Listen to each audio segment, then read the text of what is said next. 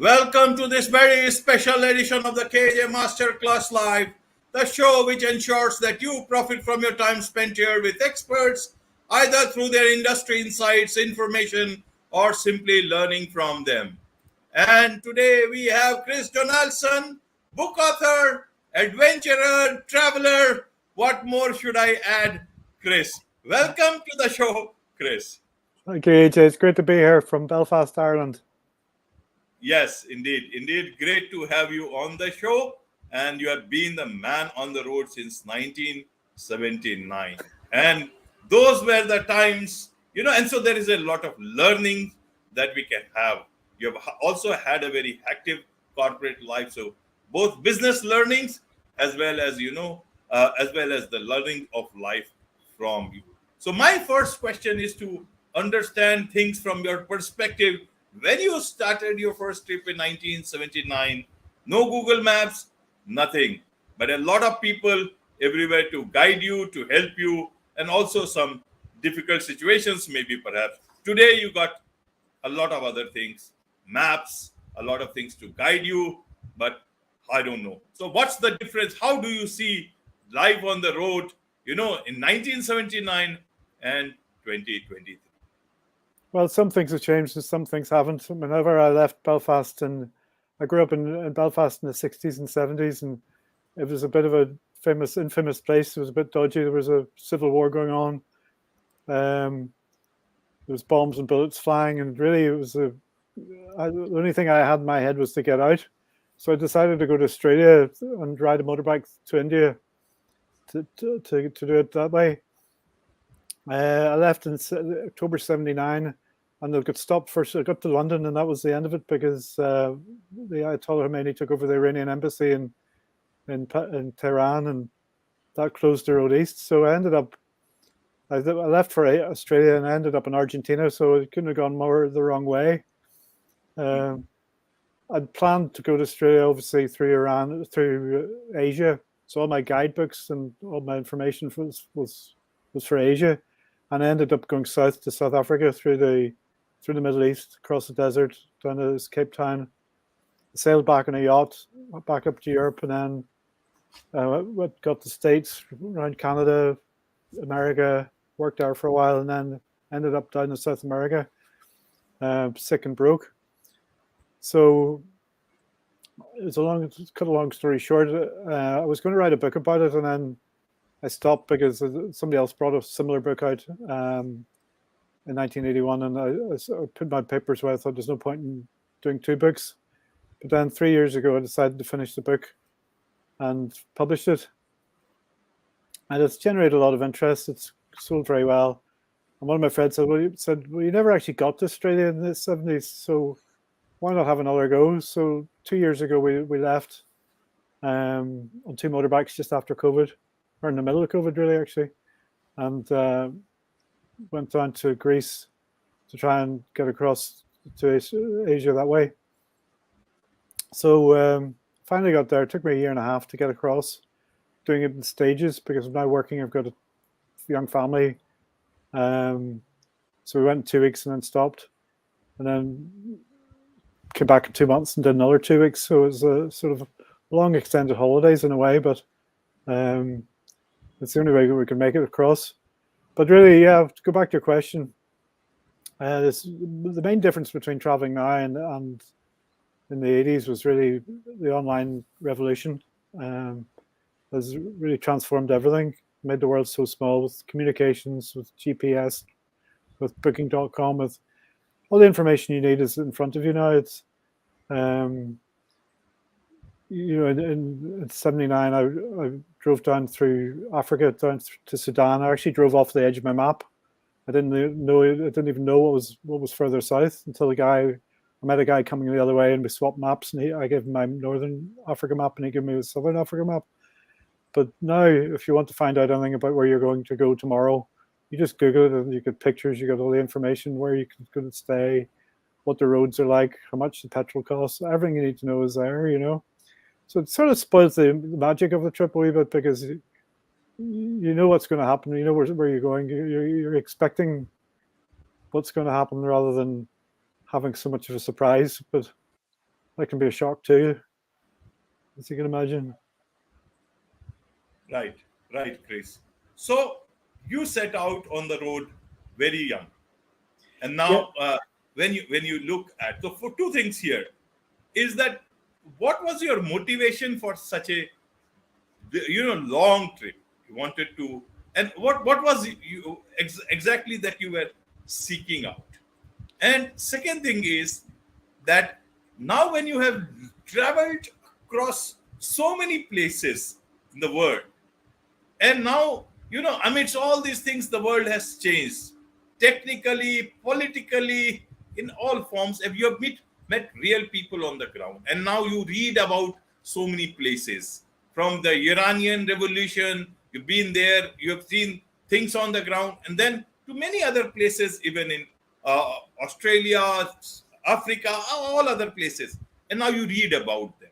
How do you feel, whether how it's all get projected across our media, and how you have seen people, because it's all about people on the road, Chris? how Yeah. how does it all look like? So what was the motivation part, and also in terms of the way you look at people in the press, or the way it is projected in everywhere, and actually on the ground?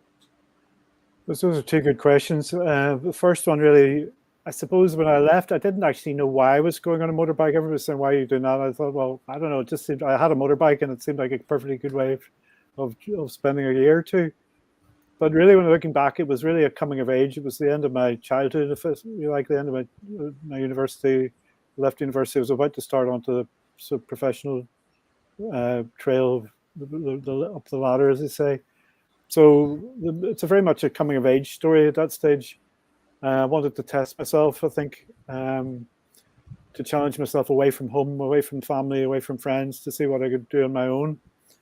Because when you're living at home where you've been brought up, everybody knows you, everybody knows your parents, everybody knows your friends, and there's like an expectation of what you're going to be like and what you're going to do, especially with the family business.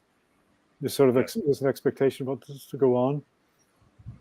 So as it turns out, the trip I've just finished, it's not so much a coming of age, but a coming of old age story, because it's now I'm at the end of my professional career in a way. I think everybody's got new terms for things. I think it's called the third age now. The first age is when you're growing up. The second age is when you're working life, and the third age is supposed to be the best age, because you're supposed to have lots of money, your kids have moved on, and you've lots of time and hopefully health to enjoy yourself. But so I'll know about that in another 20 years if I survive. But so it's interesting, because the two trips have been from a coming of age and a finishing of age, if you like, finishing of the next stage. So I've had 40 years of business and 40 years of being in various businesses in between. So the second question, I suppose, what have I seen in between those years? Well, some things have changed a lot, as I say, with the internet, with the online revolution, and now with AI. It's people are scared what's going to be next. But I think what's happened in the last sort of 20, 30 years with internet has been much more, well, who knows? It's been an incredible revolution but it's because it's taken so long, small stages. You haven't realized what a revolution the internet has brought, compared to when I started anyway. But many of the countries haven't changed an awful lot, as you say. Iran's still having their revolutions. Israel, I went through Israel then and back again, and they're still having problems.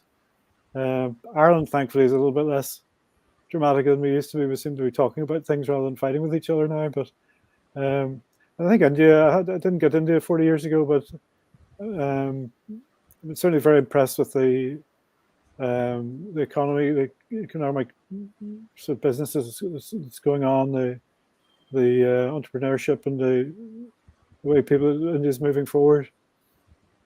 Right.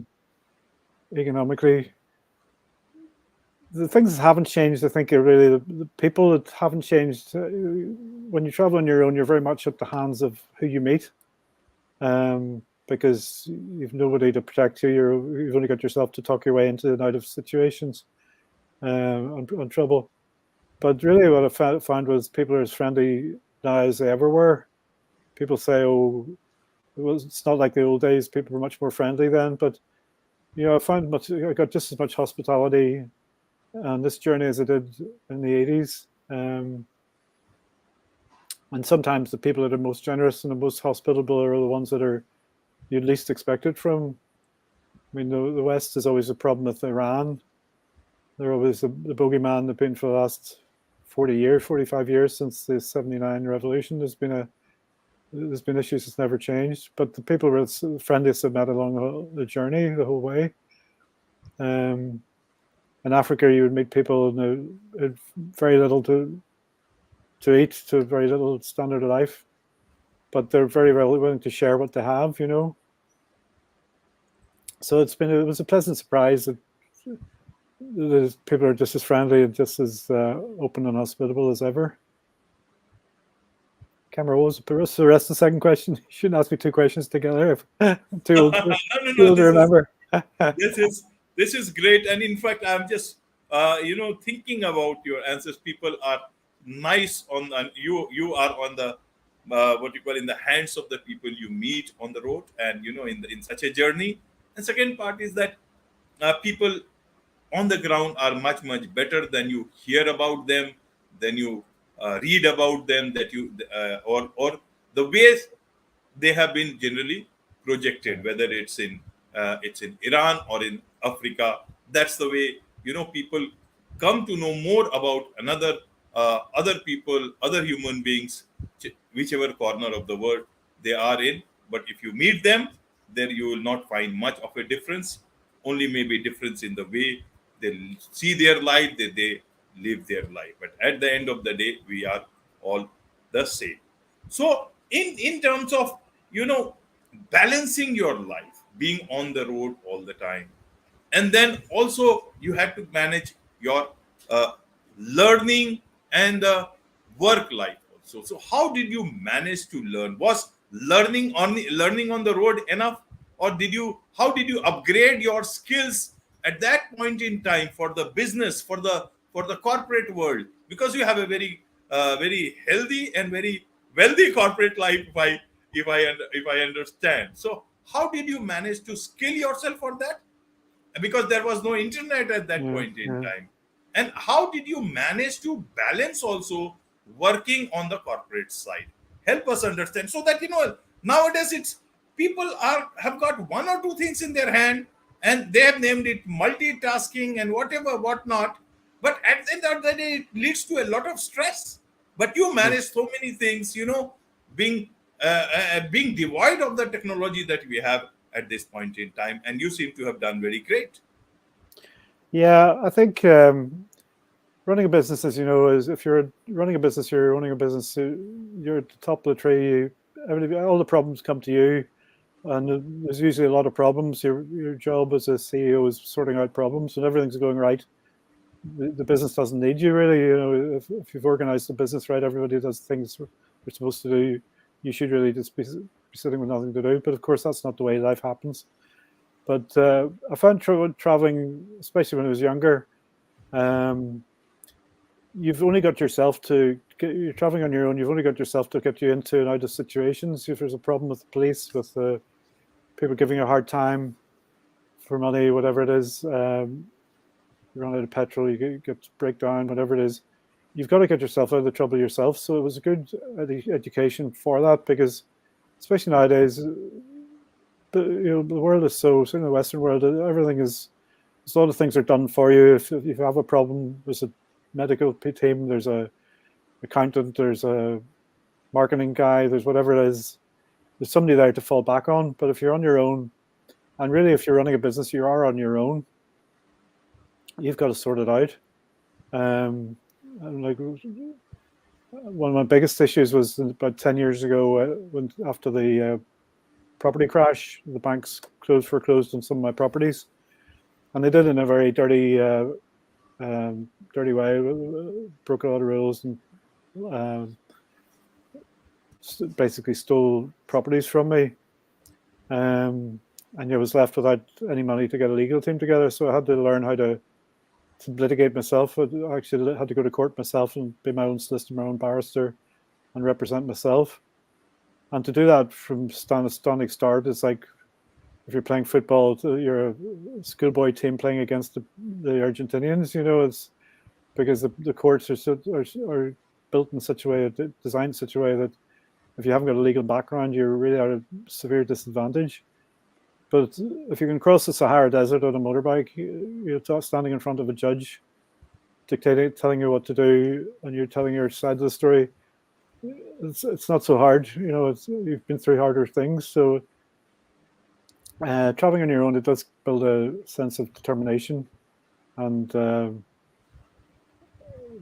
you feel if you're justified, if you really want something hard enough, you'll keep on and persevere.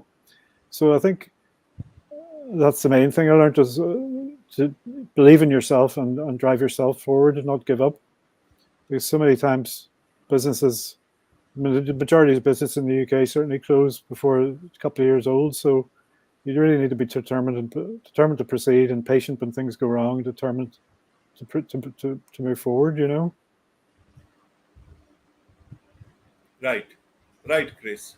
So, in terms of people who are young, the young generation, this Gen Z, if you may call them, so they want to travel a lot, but they are also many of them are also busy in their phones, and most of the time when you are looking at the phones now, even this thing has caught up with a lot of people, middle-aged people, older people, but the young generation, they have been brought up that way, that they most of the things is online, and Yeah. phone has become the easy medium for them.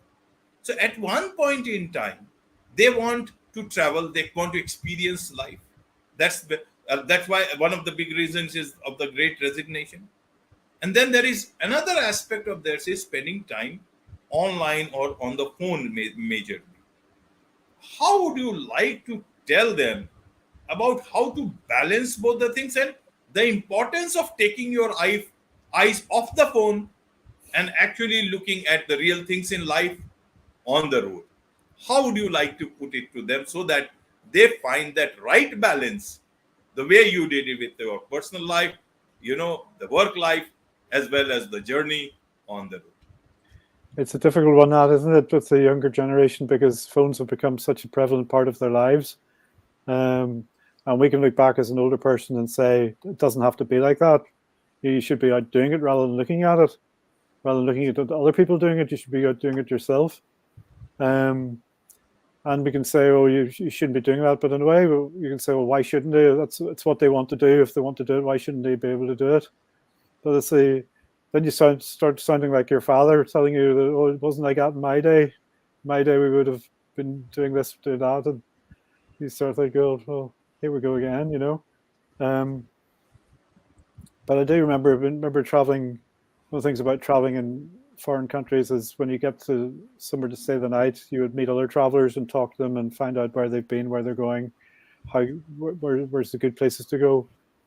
Whereas now I'd get to a lot of places and the young guys would be there, and the first thing they do is get on their mobiles and they're on Facebook and Instagram sending the pictures to their friends at home. I'm thinking, you should be talking to people here, not just sitting on your phone. So sort of pulling my hair out, but it's difficult because it is what people want to do nowadays, and it's way. I think it's getting. I think COVID has pushed that type of lifestyle forward a lot because people stopped socializing, they stopped going out, stopped going to restaurants and cafes and bars, and sat at home with their coffee or beer and chatted online. So I think it is. It's not quite the same as meeting people, doing things online, but I think it's an irresistible force which is pushing it's developing the new way of socializing. I think it's irresistible to stop it. Irresistible to stop it. I don't see how you can stop the way forward people are moving these days. Right, Chris. So tell us about the book, Going the Wrong Way. But at the same time, you talk about going the wrong way, and then you also call it the coming of age road trip like no other. So those two different things. Why do you call it going the wrong way? It's a nice name, but I want to understand from you. And Well, then you call it the coming of age road trip. yeah. Well, as you say, it's going the wrong way. It comes from, as I say, I started off going to Australia, and I ended up in Argentina. So it must be a bit dyslexic when I was looking at the globe. But so when I say it's going the wrong way, it's the moral of the story, if you like, is that really going the wrong way isn't the wrong way, because to me, going the way that other people go is the wrong way. You're better to go the route which is less traveled, which is less people, that's more unusual. The way the majority of people go is usually the easiest route. It's easier to sit on your phone all day and look at travels and maps and destinations on your phone, but it's better to do it the hard way and actually do it yourself. So my moral is, if you like, in my story is more about, I went the wrong way by accident, but actually it was better to do it like that, because the beauty about traveling, usually when you're traveling somewhere, you're going somewhere, there's a destination in mind. But because my destination was closed off to me, I ended up just traveling for the sake of traveling. The way a nomad would travel, just for the pleasure of traveling that day without worrying about if I got to a destination or not. I would just be for traveling, and if I met somebody along the way, I would stop and stay there. And if it got somewhere I didn't like it, I would move on. So it's very much the old sort of, as I say, a nomad, traveling for the sake of it rather than traveling to get somewhere. So when I say going the wrong way, I'm actually saying taking a decision that is different, making a different route or taking a different job, or different career path, or different hobby. Sometimes it's best because you can see something more unusual and you can enjoy it better when you're on your own or with a smaller group of people. Right. So, who is this book for? Have you written it for any particular group of people in mind, or is it that it's a book that everybody can read? Well, I've had a lot of good reviews from a lot of people. From a lot of the guys on motorbikes like it because they see it as a motorbike story, but it's more than that. A lot of my female friends have enjoyed it as well, because it's a growing up story. It's an emotion. There's emotions in it as well, and there's also humor. And I suppose a lot of guys in their 60s like it because it's at this stage in our lives where we can see ourselves, the decisions we have to make now is more in line with slowing down rather than starting our working life, trying to finish our working life, and having more time and more money to enjoy and look back. The other message I suppose I'm giving is that a lot of my friends, a lot of people I know, when they retire, they go from running a corporation or running a business to looking after the garden and maybe playing golf, and I'm trying to say, well, it doesn't have to be like that. I'm 63, 64 years old now. I'm still riding the same motorbike that I rode when I was 21. I'm doing the same thing, just still riding across continents. And I'm not as fast as I used to be, and I get a lot tireder. I used to get to somewhere and I'd go out and party all night. Well, now I get to somewhere and go to the hotel, have a cocoa, and go to sleep. But it's still out there doing it rather than giving up to the ravages of time. It hurts a bit more. Right, Chris. So let me ask you: is the fun in the journey or in the destination? Because you have been on the road a long time. Well, I think there's a couple of times when I got to Cape Town, I'd been dreaming of. It took me about 6 months to get there, whereas you could fly there in 12 hours. But I got there, and when I was traveling, it was all I had in my mind when things got tough in the middle of Sudan or Uganda, some places that were dangerous. I would have this in my mind motivating me. Well, I'll be fine when I get to Cape Town, and looking forward to the party I'll have and so on. But actually, when I got there, I was quite depressed, because after the initial sort of euphoria getting there, I actually thought this is not so good, because the journey was over. That part of the journey was over, so it was nearly a disappointment. Still, I got over it and had a good time. Like, don't get me wrong. But it was nearly, I couldn't work out why I was disappointed. And it was only afterwards I realized, well, it was because the destination meant the journey was over. So the only thing you can do whenever a journey is over is go on another one. But it's a wee bit like life, I suppose. The fun is in doing things and learning things and going through your life, because your destination, as we know, we're all going to end up in the same place. And it's not so good. You've got to enjoy the journey. You've got to enjoy the trip that you're on, because that's what it's all about. Every day is part of life. It's part of the journey. Right. And the last part, the last leg of that long journey that's still left, the return part. So when do you plan to do that? And secondly, you were talking about your India trip, India and Nepal trip, specifically India last November you came in. So how was that trip like? What's your experience in India? India was fantastic. I mean, it's incredible. It's a mind-blowing place, really. It's just fantastic. The sights to see, and the people are so friendly. The driving, I have to say, was a bit dodgy.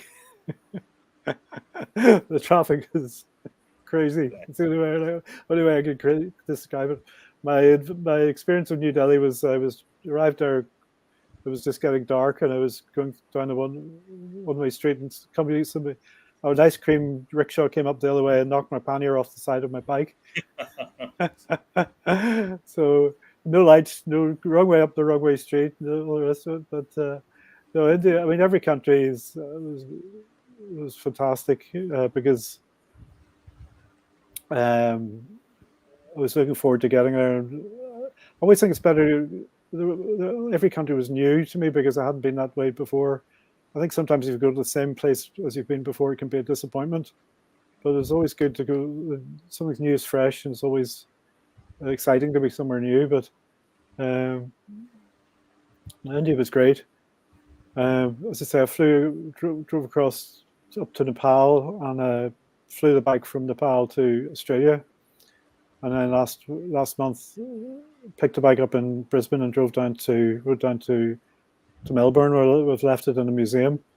So hopefully I'll get some more money together, get some more time, and take it over the States and complete the circumnavigation of the globe that way. Incidentally, I don't know if I told you that the bike I'm using is actually the same bike that I had 40 years ago. It's 45 years old now. Did a bit of work on it, but it's basically the same bike as I used when I was 21.